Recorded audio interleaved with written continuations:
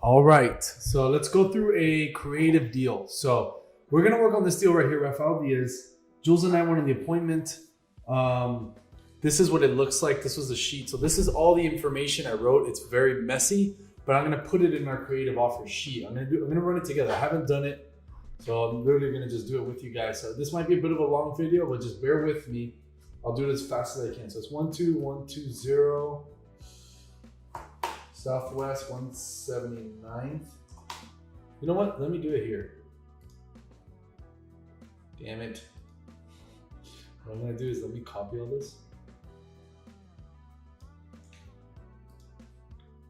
So I can keep that one too.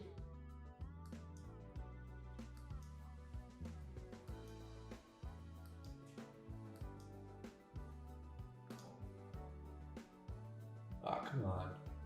Hold on 2 seconds, please. Be patient with me, people. Oh, geez Louise. For the love of Christ. Hold on, be patient, be patient. All right. Oh my Lanta. Okay, hold on. Let me pause this so I can fix this. Okay, we're Gucci Minucci. So 12120. All right. So the ARV on this property is 280. Okay, so let's put it. Fair market value. This house was in really nice condition. So, I mean, I don't know if this 280 is that accurate, but that's what I'm going off of Jules' numbers here. Let's just be safe and put 270. This house is in really nice shape, so I'm gonna put 260. I mean, it's in nice shape. It needs like a tad of work or whatever. The payoff is, he owes 253. Is it 100K? Yeah, he owes 100K. Yeah, he owes 100,000. Interest rate is 4.65. Years loan is amortized. Years loan is amortized. It's probably 30. You said there's 16 years left. The payment and interest is 1154. So he has 160K in equity. It rents right now, it's rented for 1,300 month to month. It could be rented for 1,600. But let's do it how it's rented right now, which wouldn't be very fair, to be honest. So let's put it. We can make. I'm gonna put it like if we're gonna rent it for 1,600, and we just tell them that at closing they gotta be gone. The tenant's gotta be gone. It's a month to month. It's like a family member. There's no HOA. Maintenance and vacancy, all that's good. Offers. So this is gonna be calculated. So offer number one. Well, we could delete. This we could delete. Miscellaneous, no, we're good. Payment and interest.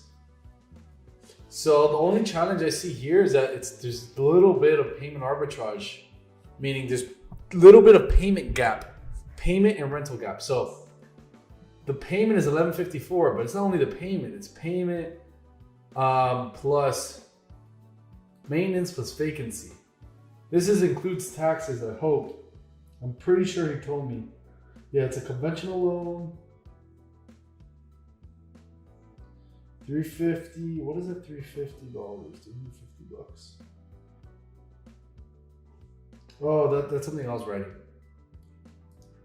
So we could either A, pay him 72K at closing, and we take care of everything. This should be there.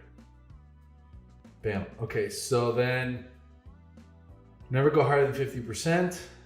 So he has no motivation. This guy really doesn't give a fuck if he sells or not. So it would have to be a price of 260 and change.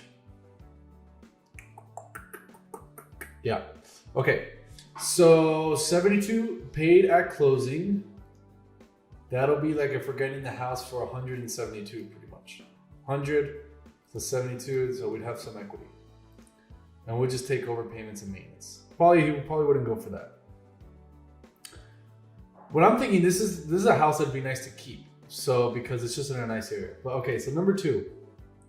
28.8 at closing and 63 loaned at 5% for 2 years. That's $264 a month. Yeah, I was gonna say, my guess is that there's no, we'd probably need to do like 4%, let me see. No, not even. Even number 1 doesn't give us 10%, more than 10% returns. Why? Because 1154 plus 133 plus 133.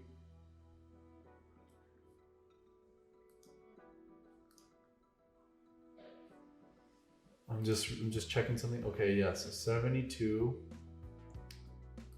Yeah, returns as is with mortgage in place is 179. Right now, this is what it cash flows for him. This is what it cash flows for him. He makes 179 bucks a month. And that's at 1600, so he's losing money on this thing. Yeah, he's losing 70 bucks a month on this thing. Because his payment's 1154. His payment is 1154. He's got good equity, but if he gets rent minus this, he's losing 70 bucks. Yeah, if we bump it up to 1600, let me see if it rents for more. He says it rents for 1700, but I don't believe him. Let's just check real quick. I'm just running through this with you guys here, so you can see like the way I think about this stuff.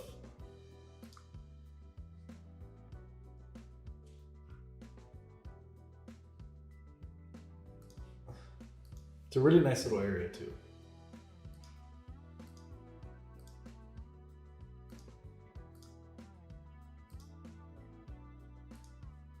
$263, $275. This is a 4.2. This is a 4.1.5. Ours is a 3.1. I'm looking for rental right now. Let's see. A 1.1 we got here. A 3.1 rented for 2,000. This is the same exact house.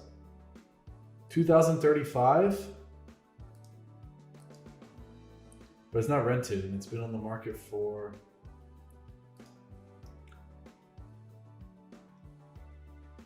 days on Zillow for, so it just got on the market. A 3.2 for 2,100. 1.1. A 4.2 for 2,200. I feel like it's gonna be hard to rent this for 2,000. I would say maybe max we could probably put is like 1,650. Even then, we're still really, really tight. So the way I'm thinking of this so far, and it looks like the comps, well, you got a 280, 2.1, but it looks big. 243, 235, we got a 280, but it's a 4.1, 263, but it's a 4.5, 290, 4.1. So I would say ARV is more like 260. And I would say fair market value is more like 250. Doesn't really do much, but changes a little bit of the stuff. This house is really nice. So there's two ways we can think about this. For cash flow and to sell to an owner occupant. So for cash flow, there's no cash flow here, right? His payment's $1154. Even if we rented top dollar after maintenance and vacancy, and I don't even have management here, which I probably should put management. I don't even have management here. There's no cash flow. It's 221 bucks a month. And even option number 1, let's say we pay 67. Let's say we pay 30%. We don't even get to 10%. Even if we lower this interest rate, like there's no money to be made here. So the best way we could do this is it's a seller wrap. We negotiate a down payment, and then we sell it to an owner occupant. So what I would do in this case, I'm gonna go to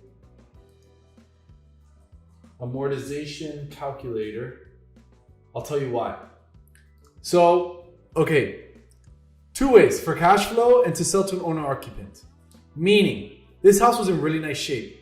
It has a really nice loan, right? 4.65, has 16 years left. The payment's 1154. The payments of 1154, if I were to go live in there, or a family were to go live in there, they'd pay this every month to live in, right? That's the payment. This is less than the rent. So you could even arbitrage this and the rent to maybe 1,300 and maybe even 1,500. And now we're talking. I'll tell you what it is now. So if we were to get a loan on this, let's say we were to buy this house. It would be a mortgage. Let's say we were to buy it for $260 for 30 years. Right now, today's interest rate is about 5.25. So calculate.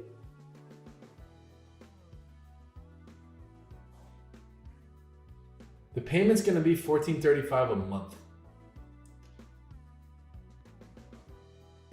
Well, no, not really, because you're going to give a down payment.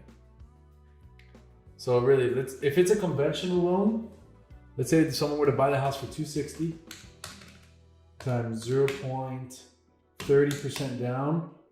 So it's 78 minus 260. So 182. The only way I see this working, $1,000 bucks. The only way I see this working is we negotiate a good down payment with the guy. Probably like a lease option. Probably a lease option, but the thing is that it's occupied. I'm thinking either lease option or we wrap it for a lease option, or we wrap it to sell to someone who's gonna live in it. Let me explain. So both kind of do the same thing, the wrap. So what I would say is, hey, we're gonna take over your payments. We're gonna take over the mortgage. We're gonna take over the taxes. We're gonna take over the insurance. We're gonna take over all the headache, right?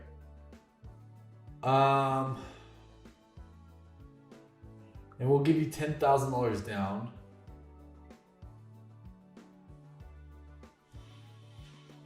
The only problem I see here is he has zero motivation. So it's gonna be hard to like make it work. The only deal structure I can think of is maybe like 10 grand down.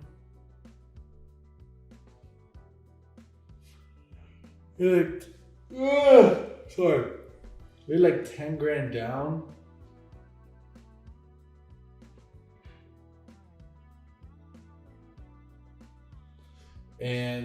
Or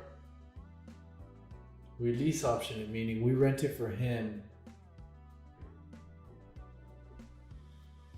It's a little bit complicated because there's no cash flow, there's just equity. Or we could tell him, hey, we'll buy it down payment of 10,000. We've got another 140K of equity left. How would we pay that 140 back? We could say, I'll pay you off, or every year I'll give you a lump sum of 10,000. Or there's a lot of ways we can get creative. I'm gonna think really quick. I know it's embarrassing, but I'm gonna think really quick to see how I can structure this. Okay, so I came up with the best solution, and it's what's called a lease option. So how this works is basically we tell him we're gonna lease the property. We are. So we're gonna say, hey, look, Rafael, what we're gonna do is that we're gonna lease the property from you, and we're gonna settle on a price right now. I know that the fair market value is 250, probably worth 260. How about this? We buy it at 260. So we buy it over market price right now. We have an option to buy it at over market price and call it 2 years. We'll start at 2 years. So hey, look, Rafael, this is how it's gonna work.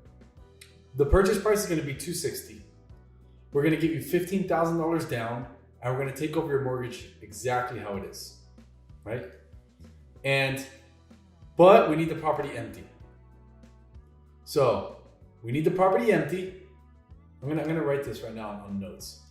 So I'm gonna put here offer. Shit. We need the property vacant.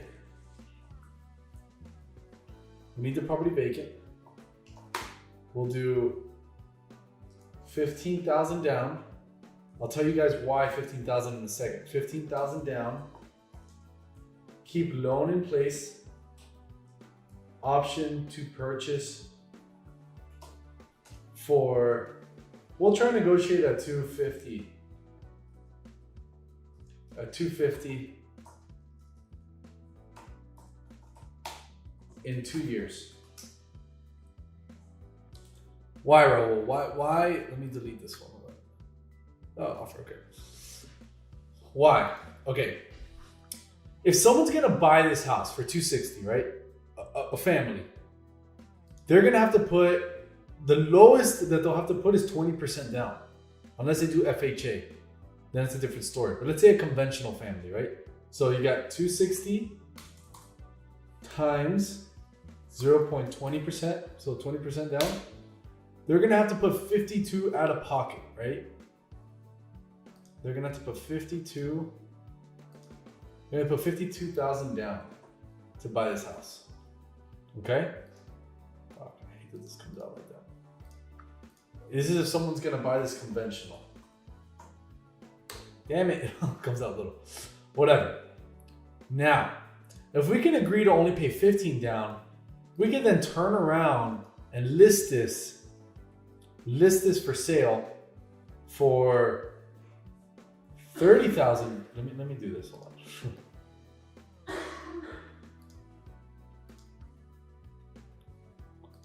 We could then list this for 30,000 down to a family. Payments of